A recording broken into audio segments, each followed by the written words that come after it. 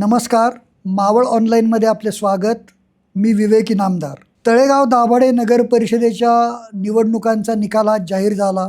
अपेक्षेप्रमाणे भारतीय जनता पक्ष आणि राष्ट्रवादी काँग्रेस युतीचे उमेदवार संतोष हरिभाऊ दाभाडे पाटील हे अपेक्षेप्रमाणे नगराध्यक्षपदी निवडून आले. ते निवडून येतील असा अंदाज होताच. मार्जिन किती राहणार एवढीच उत्सुकता होती. त्याचबरोबर सभागृहात 28 पैकी 17 जागा जिंकत राष्ट्रवादी काँग्रेसने आपला वरचष्मा कायम ठेवलेला आहे. त्याचबरोबर अत्यंत प्रतिकूल परिस्थितीत निवडणुकीला सामोरे जात असलेल्या भाजपला 10 जागा सभागृहात मिळवता आल्या. ही भाजपच्या दृष्टीने देखील जमेची बाजू आहे. एकतर भाजपचा नगराध्यक्ष झाला, त्याबरोबर 10 नगरसेवक झाले. त्यामुळे भाजपला राजकीयदृष्ट्या किती भाजप नेत्यांवर टीका झाली तरी हा एक राजकीय शहाणपणाचा विचार म्हणावा लागेल. एकूणच या निवडणूक निर्णयांचं विश्लेषण करण्यासाठी आज आपल्या स्टुडिओमध्ये आले आहेत ज्येष्ठ पत्रकार आणि राजकीय विश्लेषक अमीन खान सर. नमस्कार सर. नमस्कार. आज आपण गप्पा मारणार आहोत या तळेगाव नगरपालिकेच्या निकालांवर. जो निकाल आला आहे तो तुम्हाला अपेक्षित होता का?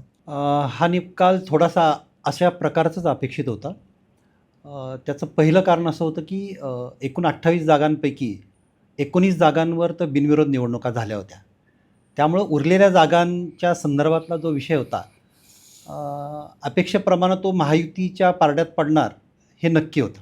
त्याच्यामध्ये 2-3 जागा जर सोडल्या तर बाकीचा जो निकाल हाती आलेला आहे तो अपेक्षेप्रमाणे दिसतो आलेला. महायुतीचं म्हणजे आता एकूण 28 पैकी 27 जागा तर महायुतीच्याच लागल्या आणि एक अपक्ष लागला आहे.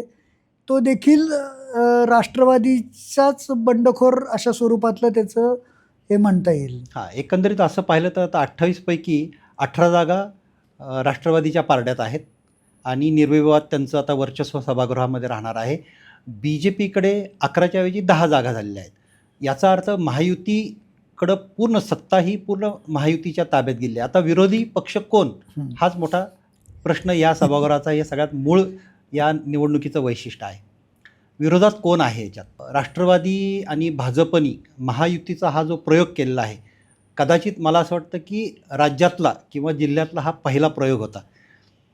मावळ पॅटर्न त्याला एक नाव दिलं गेलं होतं आणि तो त्यांनी यशस्वी केलेला आहे. याच्यामध्ये मावळ तालुक्याचं राजकारण जर पाहिलं तर गेल्या 6 वर्षामध्ये आमदार सुनील शेळके ज्यावेळी पहिल्यांदा निवडून आले त्याच्यानंतर भाजपची जी पिछेहाट सातत्यानं होत होती आणि दुसऱ्यांदा निवडून आल्यानंतर 1 लाखाच्या फरकाने एखादा आमदार मावळ तालुक्यात निवडून येतो त्यावेळी भाजपची जी स्थानिक भाजप आहे मावळ तालुक्यातलं ते फारच पिछाडीवर गेलं होतं आणि असं बोललं जायचं की पुढच्या 15-1 वर्ष तरी सुनील शेळके हे कायम आमदार राहतील. अशा परिस्थितीमध्ये भाजपला संजीवनी देणारा हा महायुतीचा जो फॉर्म्युला आहे मावळ पॅटर्न तो भाजपला संजीवनी देणारा नक्की ठरला ह्या आजच्या निकालातून समोर झाला आहे. आता सभागृहात जरी महायुती असली तरी 10 जागा असलेला भाजप देखील विरोधी पक्ष म्हणून काम करू शकतो ना. 2 गोष्टी आहेत. आता ही फार गमतीशीर हे समीकरण आहे. ॲक्च्युली ही महायुती करायची गरज का पडली हा खरं सगळ्यात मोठा गूढ प्रश्न होता आणि सातत्यानं म्हणजे ज्यावेळी महायुतीची घोषणा झाली त्या पत्रकार परिषदेपासून गरज काय होती. सुनील शेळके जे राष्ट्रवादीचे आहे ज्यांचा मावळ तालुक्यावर प्रचंड लोकप्रियता प्रचंड त्यांचा पगडा इतका आहे त्या मतदारांवर की असं असताना का केलं सुनील शेळके यांनी हा का केलं हा प्रश्नाचं उत्तर खरं तर शोधायचं आज आपण या निकालानंतर एक नक्की आपण मावळ ऑनलाईनच्या माध्यमातून प्रयत्न करूयात. आता सभागृहामध्ये युती आल्यानंतर विरोधी पक्षात कोण बसणार आणि सत्ताधारी कोण बसणार हे टेक्निकली जरी भाजप विरोधात बसलं असलं तरी शेवटी ते महायुतीचे उमेदवार आहेत आणि टेक्निकली ज्यावेळी आपण निवडणुकीला हे सगळे उमेदवार सामोरे गेले त्यावेळी त्यांचा पक्ष त्यांचं पक्षचिन्ह ह्या गोष्टी सगळ्या ठरलेल्या होत्या.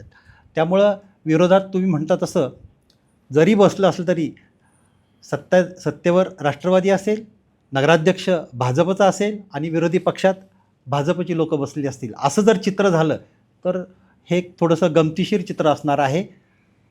याच्यातून मतदारांना मात्र बरंच काही शिकण्यासारखं ह्या निवडणुकीतून मला असं वाटतं की बऱ्याच काही गोष्टी राजकीयदृष्ट्या शिकण्यासारख्या आहेत आणि त्यात काहीतरी पुढच्या वेळी लोकशाहीच्या संदर्भातला विचार केला तर बरंच काही याच्यातून पुढच्या 5 वर्ष कारभार कसा चालतो त्याच्यावर मात्र हे गणित अवलंबून असणार आहे लोकांचं, लोकमताचं. नाही, पण एकूणच ही निवडणूक व्हावी का बिनविरोध व्हावी हे जे काही त्याच्यावर बरेच उलटसुलट चर्चा झाली. तुमचं काय वैयक्तिक मत आहे की या अशा पद्धतीने सगळ्यांनी एकमताने उमेदवार ठरवावेत आणि निवडणूक टाळावी, हे सोयी जास्त हे आहे का लोकशाही पद्धतीने निवडणूक होऊन जो कोण येईल, ज्याला लोकांचा पाठिंबा आहे तो निवडून येईल? पहा, भारताच्या लोकशाहीचा निवडणुकीमध्ये फार महत्त्वाचा रोल आहे. निवडणुकीवर खरं लोकशाहीचं जे काही गोष्टी आहेत त्या निवडणुकीवर अवलंबून आहेत. मला असं वाटतं, माझं वैयक्तिक मत असं आहे की निवडणुका झाल्या पाहिजेत. बिनविरोध निवडणुका होणं याचा अर्थ मतदानाचा हक्क पळवून नेणं, त्याला हायजॅक करणं, हा सरळ सरळ त्याचा अर्थ असतो. असे प्रकार महाराष्ट्रामध्ये झालेले आहेत. विशेष करून अनगर नगरपंचायतीच्या बाबत जर म्हटलं तर ती ग्रामपंचायत असल्यापासून 64 वर्ष तिथं बिनविरोध निवडणुका होत होत्या. याचा अर्थ एक हाती सत्ता, एक हाती वर्चस्व किंवा लोकांवर दबाव, म्हणजे जनमत बाहेर घ्यायचं असेल तर निवडणूक हा एकच अधिकार लोकांच्या हातात आहे. गुप्त मतदान पद्धती त्यासाठीच केली होती. त्यामुळं निवडणुका बिनविरोध होणं हे लोकशाहीला धोकादायक आहे. कारण ज्यावेळी निवडणुका बिनविरोध होतात त्यावेळी बिनविरोध करतं कोण? तर राजकीय लोक करतात. मग ते एका पक्षाचे असो, अनेक पक्षाचे असो, गटातटाचे असो. तिथं मतदाराला तुम्ही काय गृहीत धरून चालता ना. शेवटी मतदानाचा अधिकार तुम्ही आता 19 तळेगावमध्ये 19 जागा ज्या बिनविरोध झालेल्या आहेत त्या भागातल्या, त्या वॉर्डातल्या, त्या प्रभागातल्या मतदाराला माझा मतदानाचा अधिकार बजवायची त्याला इच्छा होती, परंतु ती इच्छा त्याला पूर्ण करता आली नाही.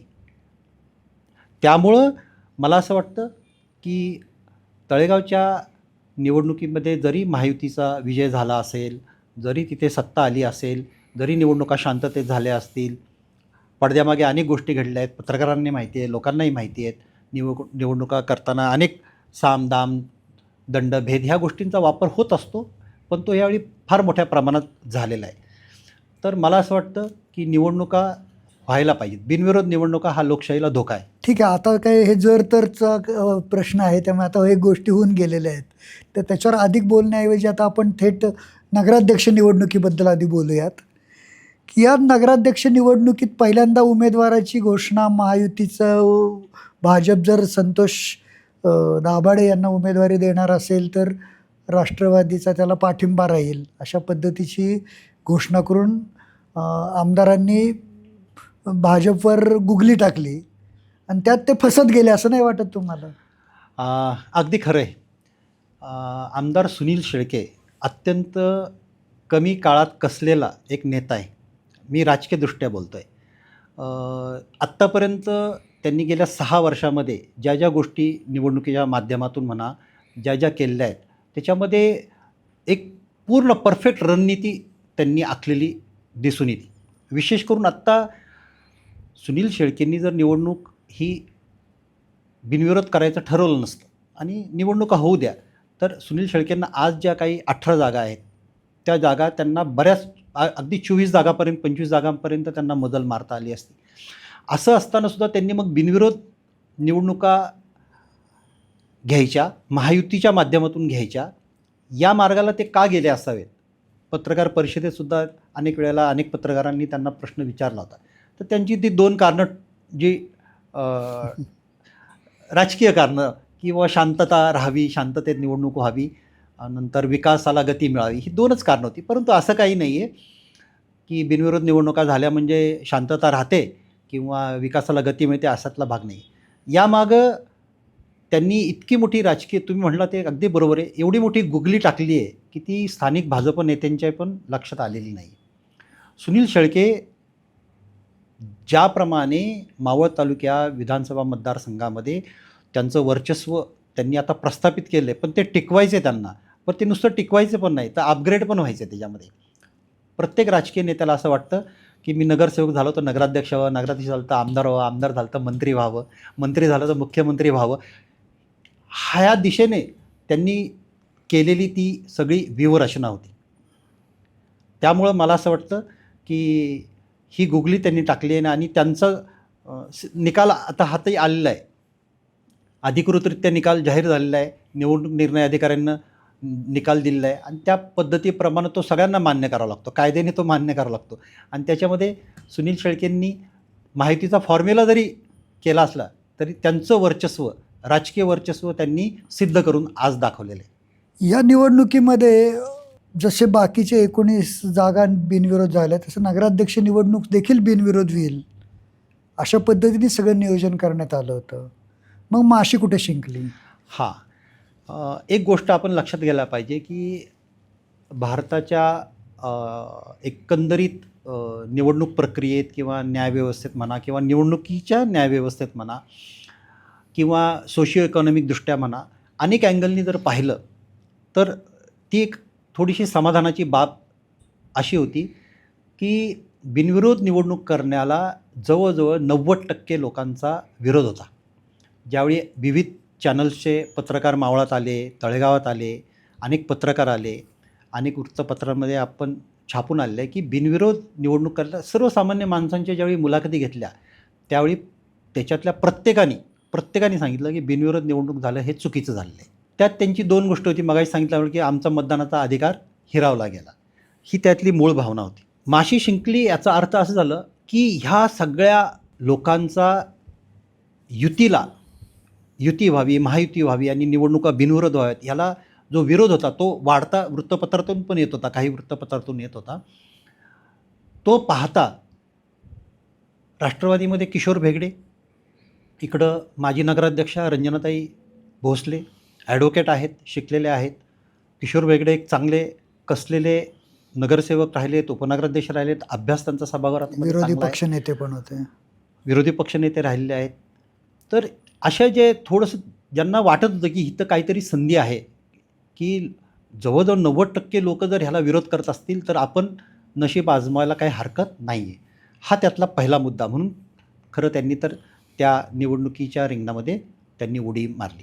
परंतु त्यांना अवधी खूप कमी मिळाला, कारण चिन्हाचाही बराच हे झाला ना, चिन्ह वाटप आणि प्रचार याच्यामध्ये एक जेमतेम आठवडाभर सुद्धा चिन्ह लोकांपर्यंत पोहोचवण्यात कमी कालावधी होता. महायुतीचा फॉर्म्युला किंवा महायुती डिक्लेअर करायचं ही गोष्ट 1, 2, 3 महिन्यातली नाही आहे. ही 1 वर्षापासून चाललेली, सुनील शेळके आणि त्यांच्या टीमने 1 वर्षापासून ह्याची तयारी चालली होती. कोण घ्यायचं, कसं पुढं जायचं, आणि हा ॲक्च्युली 28च्या 28 जागा पण बिनविरोध करायचा विषय चाललेला होता, परंतु तो झालेला नाही. आणि मला असं वाटतं हेच आपल्या लोकशाहीचं एक सुंदर बाजू आहे की लढा म्हणून उभे राहा, आम्ही कमजोर असो किंवा काही असो. तर मला असं वाटतं की ठीक आहे, थोडंसं ही लोकं उभी राहिली, ही सुद्धा एक तुम्ही चांगली नगरसेवक व्हा, पण निवडून येऊन व्हा. पण निवडून या. आता जी आकडेवारी आलेली आहे त्यामध्ये संतोष दाभाडे यांना 20,456 मतं मिळाली, किशोर भेगडे यांना 8,701 मतं मिळाली, रंजनाताईंना 1,960 मतं मिळाली आणि 11,755च्या फरकाने संतोष दाभाडे विजयी झाले. संतोष दाभाडे यांना मिळालेल्या मतांची टक्केवारी पाहिली तर ती झालेल्या मतदानाच्या 64% आहे. तर मला हे थोडंसं अपेक्षित वाटलं, कारण भाजपच्या कमळ चिन्हावर त्यांनी निवडणूक लढवली. त्याचबरोबर सुनील शेळके यांची राष्ट्रवादीची ताकदही त्यांच्या पाठीशी होती आणि त्याच्यामुळे अशा पद्धतीचा निकाल लागेल हे मला तरी अपेक्षितच होतं. पण किशोर भेगडे यांच्या मतं 27% मर्यादित राहतील असं तुम्हाला वाटलं होतं का यापेक्षा चांगली फाईट होईल असं तुमचा अंदाज होता? नाही, ही फाईट खूप चांगली होईल असं वाटलं होतं. जोही विजयी उमेदवार होईल तो साधारण अगदी हार्डली 2-3 हजाराच्या आसपास मतांनी होईल असं साधारण सर्वेमध्ये पण आपण ॲनालिसिस केलं, त्याच्यामध्ये म्हटलं होतं की 3-3.5 हजार एवढ्या फरकानेच एखादा उमेदवार येऊ शकेल. परंतु असं नव्हता, एवढा मोठा फरक पडला. तर ही सुद्धा एक विचार करायला लावणारी गोष्ट आहे. अर्थात याच्यामध्ये 2 गोष्टी आहेत की साधारण 20-21 हजार मतं संतोष दाभाडे पाटील यांना मिळालेली आहेत. 8 ते 9 मतं, 8 ते 9 किशोर भेगडे यांना मिळाले आहेत. तर याच्यामध्ये सगळ्यात 2 गोष्टी आहेत.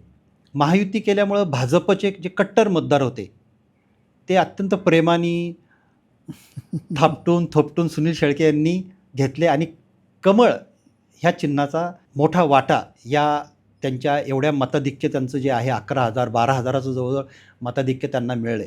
तर हे चिन्हाची एक जादू आहे.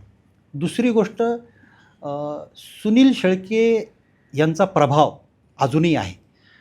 एकटं भाजप म्हणून जर लढले असते तर कोणताही उमेदवार भाजपचा निवडून येण्याची शक्यता नव्हती. एकंदरीत सगळी आकडेवारी आत्ता आलेली मतं पाहिली, टक्केवारी पाहिली तर नव्हते. त्यामुळे दुसरी गोष्ट की सुनील शेळकेंचा जो आशीर्वाद होता तो पण जेवढं कमळाच्या चिन्हाचं आहे तेवढाच सुनील शेळकेंचा प्रभाव, सुनील शेळकेंची जादू, त्यांच्या विकास कामांचा रेटा हा त्याच्यामध्ये मोठा भाग आहे. किशोर भेगडे यांना एवढ्या मोठ्या फरकाने त्यांना साधारण 8,755 एवढी साधारण मतं आहेत. पण एवढा मोठा फरक नाही. 8,701. 8,701 मते, जवळजवळ 9,000 मतं त्यांनी घेतलेली आहेत. परंतु याला पण 2-3 अनेक अँगल आहेत त्या दृष्टिकोनातून की एवढ्या मोठ्या महायुतीपुढं एवढं लढत असताना त्यांना वेळ कमी मिळणं प्रचाराला, किंवा त्यांची एकंदरीत प्रतिमा प्रचारामधून ज्या पद्धतीनं काही लोक सांगत होते त्यामुळं, आणि पक्ष पाठीमागं नाही, अपक्ष उमेदवार आहे, परंतु तशी लढत चांगली दिली असं म्हणायला काही हरकत नाही. ते बाकीच्या लढतींमध्ये एक लक्षवेधी लढत होती ती म्हणजे आमदारांचे बंधू सुदाम शेळके त्यांच्याविरुद्ध माजी नगरसेवक जे भाजपचे होते अमोल शेटे, त्यांनी आणि ती खूप चुरशीची लढत होईल अशा पद्धतीचा अंदाज व्यक्त केला जात होता. पण प्रत्यक्षात पाहिलं तर ती खूपच एकतर्फी झाली. म्हणजे अगदी अमोल शेटे यांना जेवढी मतं मिळाली त्याच्या 10 पट मतं सुदाम शेळके यांना मिळालेली आहेत. हे इतकं एकतर्फी व्हायचं काय कारण वाटतं? 2 गोष्टी आहेत. दोघांचे होमटाऊन असलेला तो प्रभाग आहे. पहिलं कारण असं होतं की अमोल शेटे पूर्वी नगरसेवक राहिलेले आहे. एक अँटी इन्कम्बसी, लोक ठीक आहे तुम्ही राहिलेला आहात, चांगलं काम केलेलं आहे वगैरे वगैरे वगैरे. दुसरी गोष्ट सुदाम शेळके त्याच वॉर्डातले आहेत. नवखा आहे, युवा उमेदवार आहे, शांत स्वभाव, सुस्वभाव आहे, जनसंपर्क चांगला आहे, त्यांची मंडळं वगैरे चांगली आहेत आणि घराघराशी नातं आहे. तिसरा भाग, जरी सुनील शेळके म्हणत असतील की मी माझ्या भावाच्या प्रचाराला जाणार नाही आणि गेलो नाही, मग तरीसुद्धा एवढी मतं कशी मिळतात? तर प्रचाराला जाण्याची गरज नाही आहे. ऑलरेडी सुनील शेळकेंच्या प्रतिमेचा पण उपयोग तिथं मोठ्या प्रमाणावर झालेला दिसतो. अमोल शेटे हे पक्षाच्या युतीच्या विरोधात जाऊन एकटेच लढले, त्यामुळे त्यांना एकाकी लढत ती द्यावी लागली. त्यांच्या पाठीमागे ना पक्ष होता, ना नेते होते, कोणीच नव्हतं.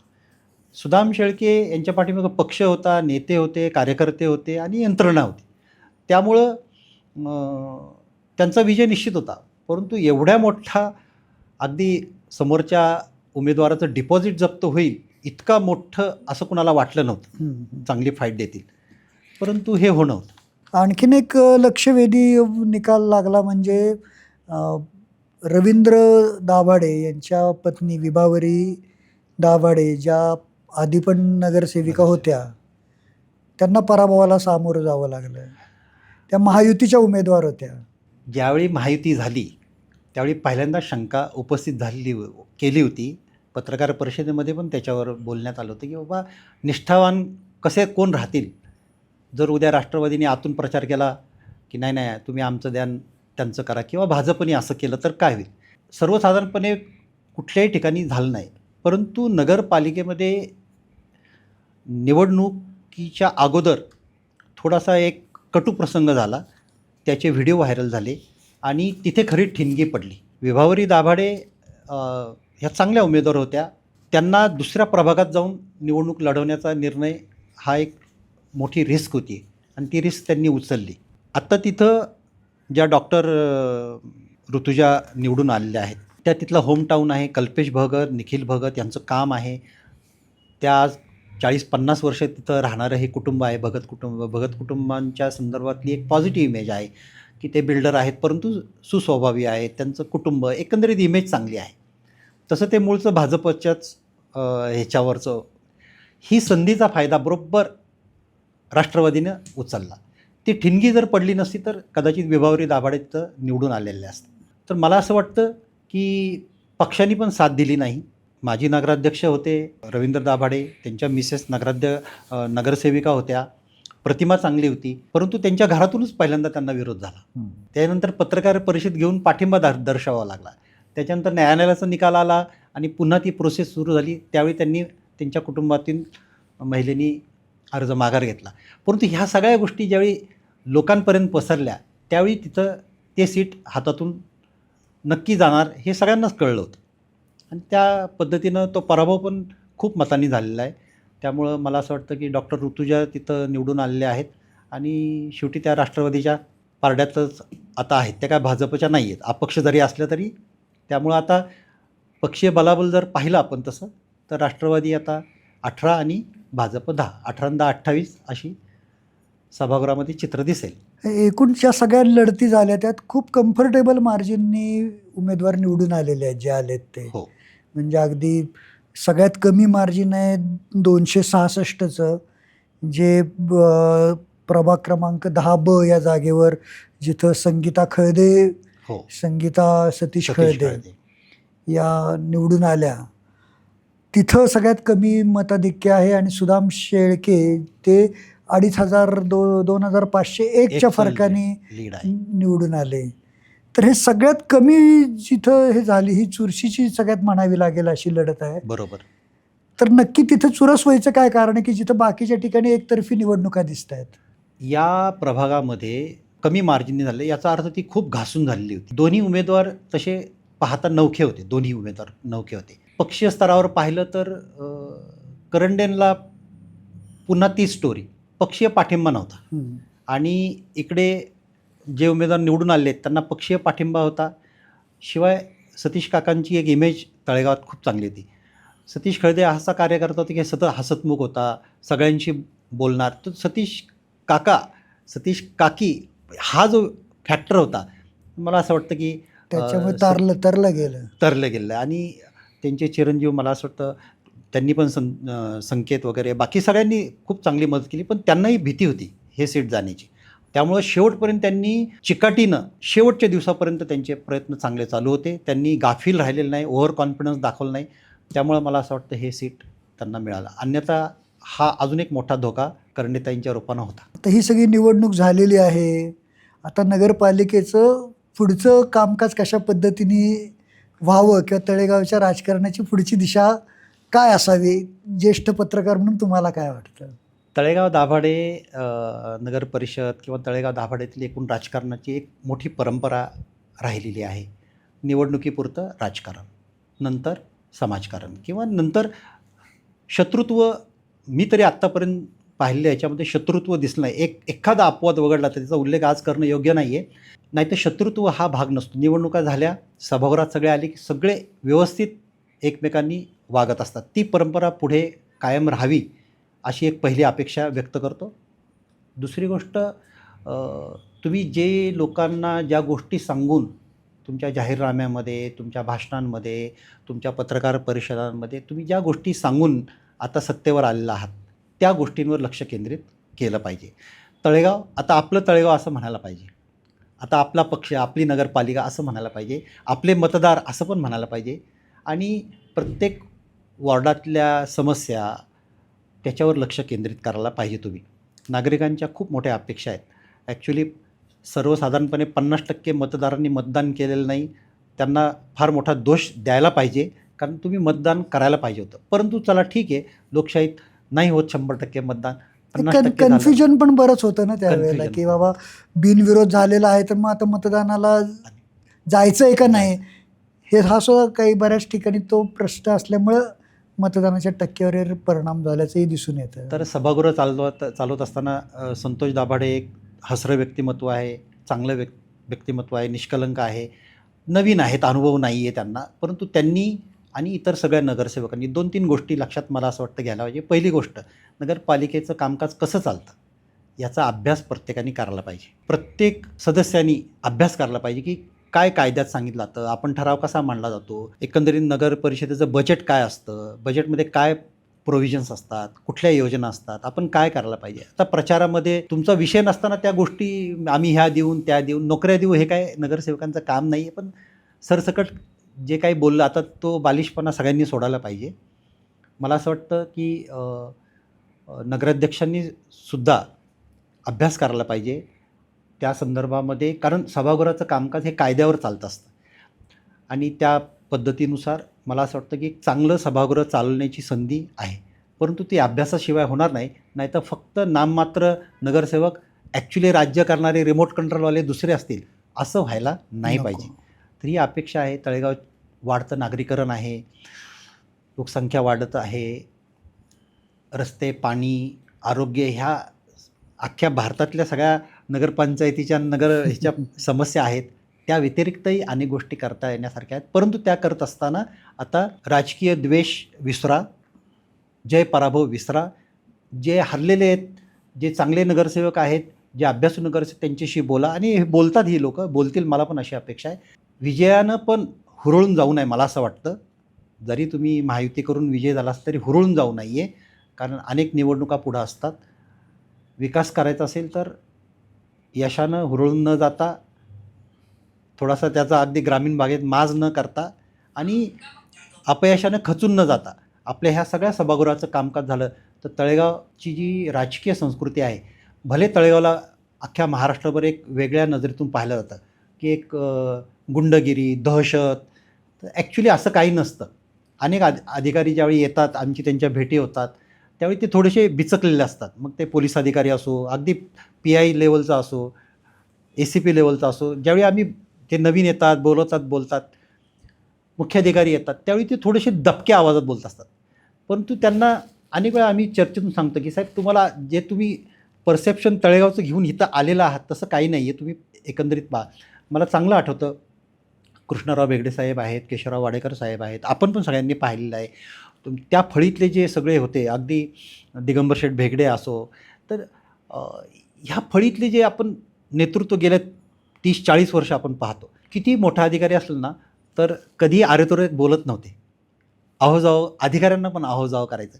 आणि एक साधारण थोडेसे दिवस गेल्यानंतर त्या अधिकाऱ्याला येतं की नाही, इथली राजकीय संस्कृती चांगली आहे. मग ते फोन करून सांगतात, नाही तळेगावला तसं काही टेन्शन नाही. तर मला असं वाटतं की ती राजकीय संस्कृती जपण्याचं मोठं आव्हान यावेळी आहे. नवीन सगळे आहेत. तुम्ही नवीनचा उल्लेख केला, त्याच्यावरून एक हे सुचतंय, ते म्हणजे आता नगरपालिकेची इमारत देखील नवीन आहे, नगराध्यक्ष नवीन आहेत, बरोबर, बॉडी नवीन आहे. त्यामुळे एक नवीन पर्वाची सुरुवात तळेगावमध्ये होईल अशी आशा करूयात. बिलकुल. आपण या ठिकाणी आलात, आम्हाला वेळ दिलात, त्याबद्दल धन्यवाद. धन्यवाद.